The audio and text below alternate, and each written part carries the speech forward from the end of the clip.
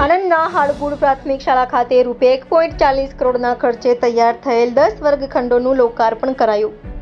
સમગ્ર શિક્ષા અભિયાન અંતર્ગત પ્રાથમિક શાળાઓમાં નવા વર્ગખંડો તૈયાર કર્યા અને નવીન શાળાનું બાંધકામ તથા શાળાના બાળકો માટે ભૌતિક સુવિધાઓ આપવામાં આવી રહી છે.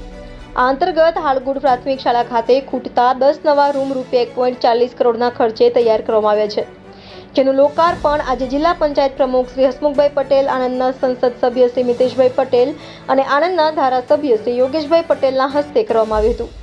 સાંસદ શ્રી મિતેશભાઈ પટેલે જણાવ્યું હતું કે હાળગુડ પ્રાથમિક શાળાનું નવું મકાન બનાવવાથી વિદ્યાર્થીઓને ભણવામાં સરળતા રહેશે. આ ઉપરાંત પ્રાથમિક શાળા ખાતે હાઈસ્કૂલ કક્ષાની ફેસિલિટી આપવામાં આવી છે, જેમાં computer room, library room, fire safety અને સીસીટીવીથી સજ્જ આ પ્રાથમિક શાળા તૈયાર કરવામાં આવી છે. ત્યારે તેમણે આ શાળા શ્રેષ્ઠ વિદ્યાર્થીઓ તૈયાર કરે અને વિદ્યાર્થીઓ ઉચ્ચ શિક્ષણ મેળવી આગળ વધે તેવી શુભેચ્છા પાઠવી હતી.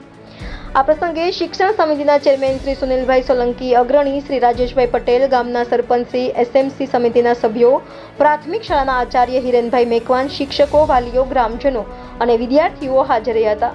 Bureau report Arvind Raval, India 24 news, Anand.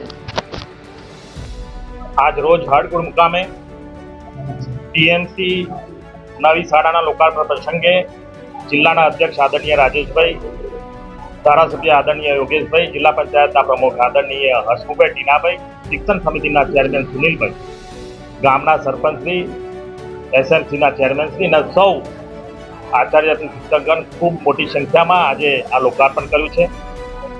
ખરેખર જોઈએ તો આ પ્રાથમિક શાળા જિલ્લાની સૌથી મોટી પ્રાથમિક શાળા છે. 900થી વધુ સ્ટુડન્ટ આ શાળામાં અભ્યાસ કરી રહ્યા છે અને અભ્યાસ શિક્ષણ વૃત્તિ પણ અહીંયાથી બધા સ્ટુડન્ટને ખૂબ સારી સંખ્યામાં મળી રહી છે.